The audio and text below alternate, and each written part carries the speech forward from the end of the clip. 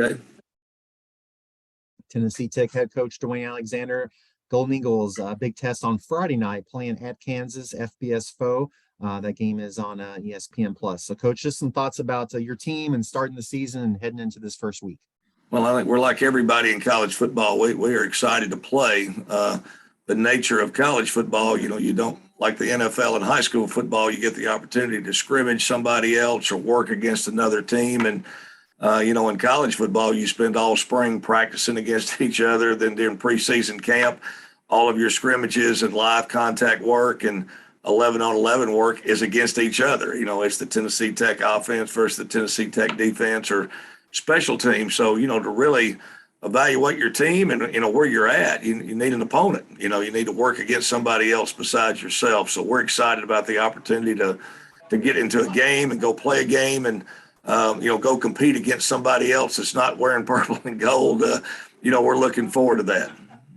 Before I ask you some questions about your team, first of all, Friday night, that's an interesting way to start a season. Have you started a college season on a Friday before? I never have. I've coached a lot of high school games on Friday night. I was a high school coach, early in my career and coached a lot of Friday night games, but I've never been a part as a player, assistant coach, or a head coach of a Friday night game. And so this is unique, and it's made our whole preparation is unique. It's a Friday night game at 7:00, but the length of the travel, it's out in Lawrence, Kansas. So we're having to leave, Thursday morning from here at Tennessee Tech. So, trying to just get your practice schedule and all those type of things with school starting and playing on a Friday night, leaving on a Thursday morning, trying to work your 31, 25, all those days you get to work with, as far as your practice numbers and really balance that schedule. Then we get back, early Saturday morning. Probably will not get back in here to Cookville till about 4 a.m.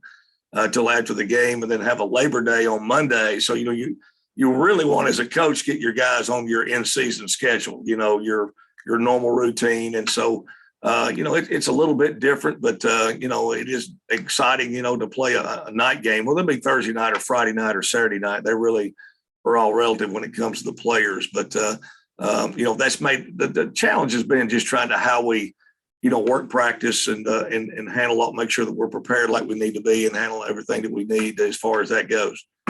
You may be calling the day of the week the wrong day of the week for a couple of weeks, right? You don't know what day. Yeah, that's right. That's exactly right. So and the good thing is it's the same time zone, so that's a good thing. Sometimes that can be complicated. I know Vanderbilt went all the way out to Hawaii to play. Like 6 hours difference. I'm sure that's a lot bigger challenge. But we are chartering, we're flying out, so it's only like an hour and a half flight. So our travel, that part will be good. And we're very fortunate to get to be able to fly. That helps a lot than having to take one of the long bus trips. So, I said the travel not be the issue. It's just been more of how we handle, do you practice on a Sunday and, given a day off and how you handle, balance all the schedule with your, with everything. And we've had a good schedule and we've had a really good preseason camp. So we feel very prepared to play the game.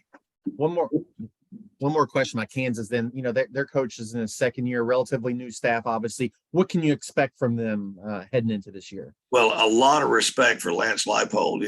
I spent a number of years coaching NAIA football, 8 years at a smaller level. Coach Leipold was at Wisconsin Whitewater, a Division III program for many years, had tremendous success there. So, he's like me. He's lined the field. He's probably driven the bus, washed some laundry, done all those things. And you see that in his program and team, just a short time he's been there, and just reading about, what he says about his team, they want to be very fundamentally sound. They want the other team to have to earn, victory. They want to be physical offensive line play, physical defensive line play, be able to establish a run, be able to stop the run and not beat themselves. When you watch them play, I mean, they are very well coached. You just watch them fundamentally, just every position, how they use their hands, how they pad level they play with. They execute very well on offense. Procedurally, they don't do things to beat themselves. They don't get themselves behind the sticks, with false starts or, those type of things. They really execute. They give you a lot of different ways to run the same plays. They shift, they move, they have a lot emotion and things in their offense, but they do a great job with it. They execute well. And they're like a lot of teams, you watch their team play last year. He did not get a spring practice his first year there, so I look for them they got better. The thing that was impressive to me about them is he didn't get a spring practice. When they started the season off, boy, they had some tough losses there early in the year, but they got better, and down the stretch, they beat Texas, in overtime. I mean, anytime you go to Texas and win a football game, it's big. And then they, West Virginia, they played very close, lost in the last second of the game, same way with Iowa State.